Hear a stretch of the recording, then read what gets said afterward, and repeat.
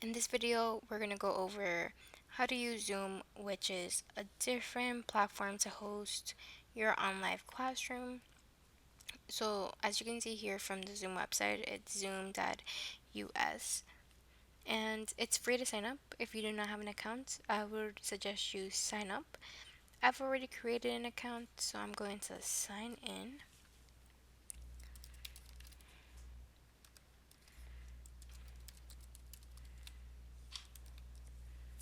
Okay, so once you've signed in and made your account, you should see a page like this. This is your profile. And to create an account, to create a meeting, you go straight to here where it says meetings, and you can schedule a new meeting. So that's what we're gonna do right now. And I'm gonna call this meeting for, let's say if I was teaching an art class, or you could put the topic as your, let's say this is a business 101. You would put your course ID there if you want, but I'm gonna keep it to my meeting. I'm gonna keep it with my meeting too. You could add a description if you want. You can set a time and date, and the time and date is just so that if you do send out like an email about it, it already has that there. So I'm just gonna keep it as is here. Perhaps I'll do, yeah, just keep it to 4:30. 4. Duration, as you can see here, you're gonna have this red box appear, and because we have a free account, we are limited to only 40 minutes if we have 3 or more participants. If you only have a one-on-one meeting with a student, you could have that meeting as long as you would like. So I'm gonna just put duration to 45. The time zone, Eastern. If you're gonna have reoccurring, if you're gonna have these meetings weekly on the same days of the week, you can definitely set that up. And you could click on end date and set that up if you want. I'm not gonna have this meeting reoccurring. I'm gonna have the meeting ID to be generated automatically. Otherwise, it's gonna use this personal identification. I do not want to require a password, but if you do, you can set that up. When I start my meeting, I want my video. I want my video to turn on automatically. My participants do not need to turn their video on. And audio, I want my students to connect either by their computer or through a phone if they want. So I'm gonna click on both meeting options. This is important, so I wanna enable my students, if they join before me, the host, starts it. I wanna make sure that's ready for them. I wanna mute participants upon entry. If I want a waiting room, I can set one up. And you can have it so that it records automatically on your computer. I'm not going to enable this because I'm going to show you how to set that up once you're in the meeting. But once you selected all these criteria, click save. And this is all the information. And if you click here on copy invitation, this pretty much has all the information laid out. You could copy all of this and paste it in an email or paste it on your Blackboard so your students know how to join the Zoom meeting room. So what I'm going to do is on a separate computer, just so that we can see how a meeting room looks like with a participant on a separate computer, which you cannot see. I am going to join the meeting.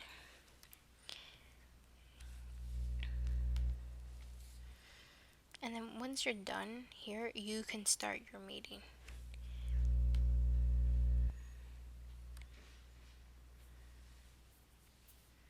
And you should, if you don't have Zoom downloaded, it's going to download automatically for you and prompt you to continue with that. So I'm just going to open Zoom since I already downloaded it to this computer.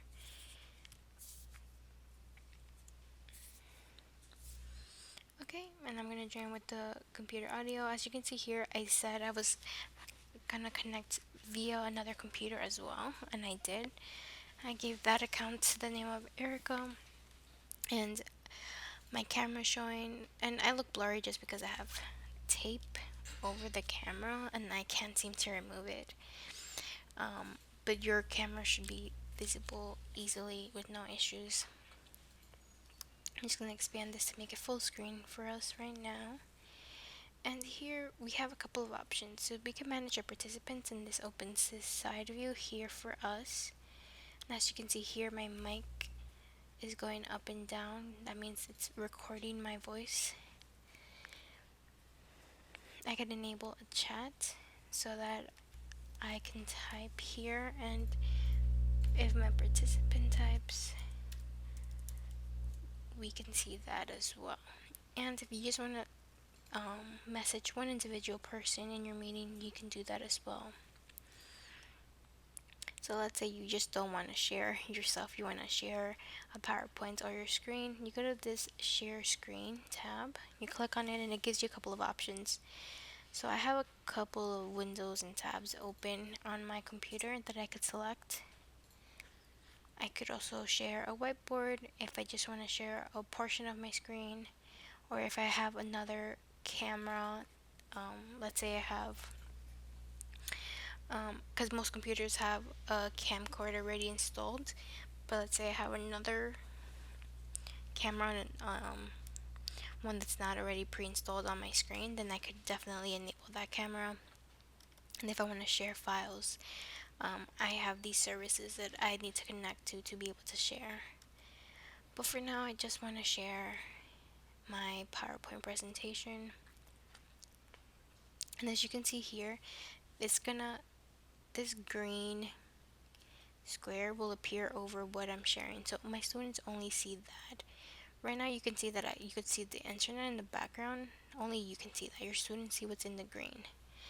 So you could give a presentation as you normally would and stuff. And let's say as a student, if they have any questions, let's say they want to raise their hand, I believe they can do so. If your students want to raise their hand, they have an option, and you'll see you get this notification, and that just alerts you your student might have a question. And what you can then do is, if we go here, manage participants, you can unmute them and they could ask you their questions, or you could just lower their hand and then that notification disappears for you. And you can address whatever concerns they may be having. Another thing that you can share is if you want to share a whiteboard.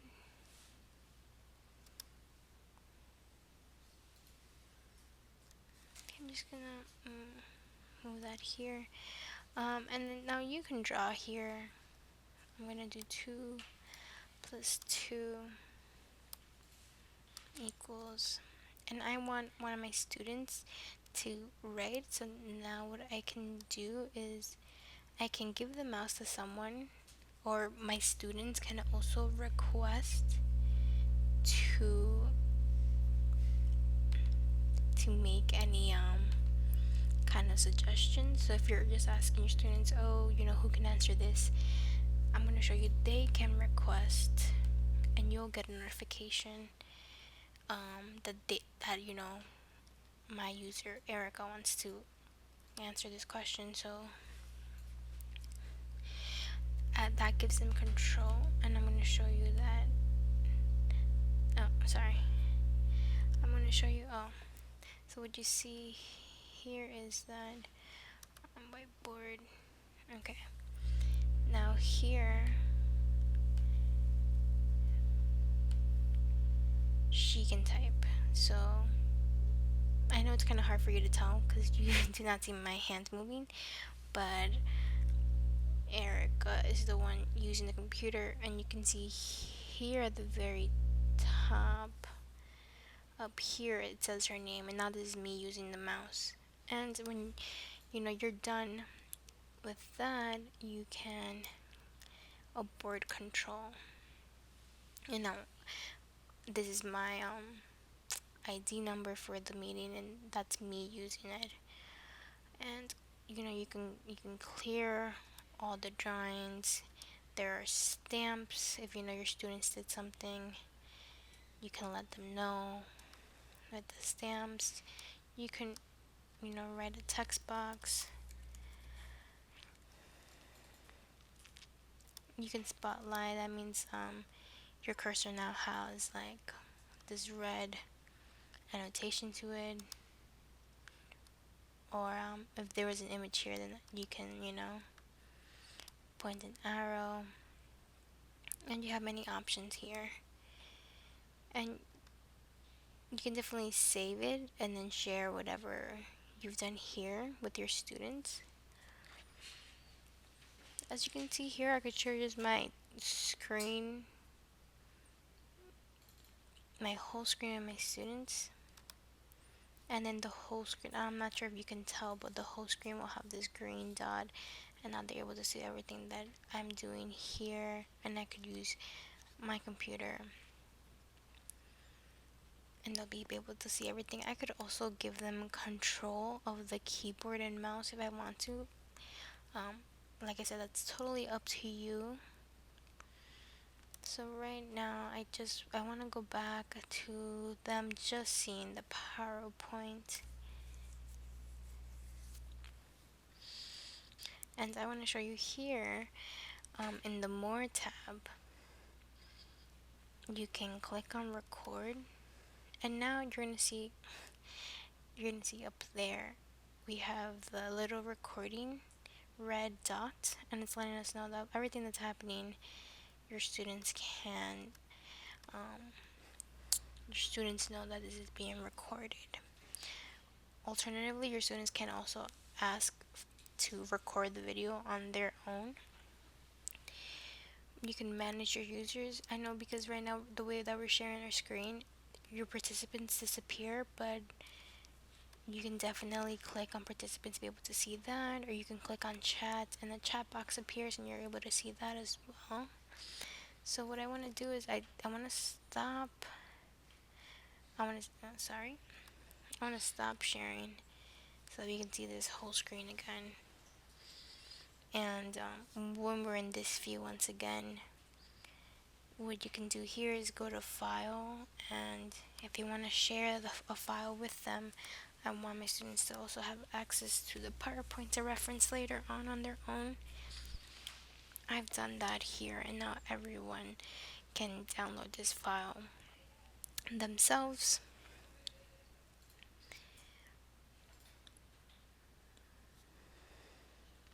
So as you can see, Zoom is very versatile. You can ask your students to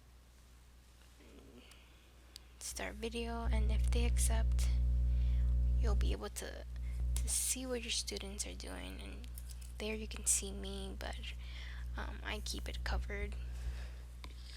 And you can unmute them if you want, and you can stop their video sharing as well. You can see that as a student, I'm going to share. Your students can also share their website. So the mouse that I'm using is here, but your student is now sharing. If you want to let them present something to the class as a whole, they can share as well. And they have an option to stop sharing when they want to do that. So it's pretty easy to use. Like I said, there are some restrictions. You only have the 40 minutes to host this meeting. If you want, you can stop your recording as well. You do not need to show yourself if you do not want to. You could change the layout of how you want things to be shown. I believe if you do go into one of these settings though, it is gonna change the format nonetheless. Yes, it's gonna change the format. And if you want, you can make annotations.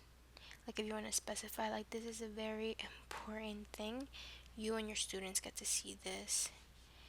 If you want to be like, this is important and this is important and this is important, you can use the same formats from the whiteboard in your presentation, and that's pretty cool. And you can clear all of that as well. Once you're done making those annotations, you can pause the video, or you can share it, or you can stop it. The invite just lets you copy the URL so you could post it. And that's pretty much everything that you can do with Zoom. Like I said, Zoom is pretty easy to use. I'm gonna stop sharing, and that's gonna stop everything, bring me back to this original page. And what I'm gonna do is I'm going to end the meeting, and I can end the meeting just for myself or leave my students to be. But I'm gonna just end the meeting for everyone. Your meeting. Okay, you should get this converting meeting room. We're converting meeting recording. So as that's converting, that means your video is being saved, and it's gonna download to your computer automatically, and it's gonna be labeled as a Zoom 0 MP4. And then when you click on it,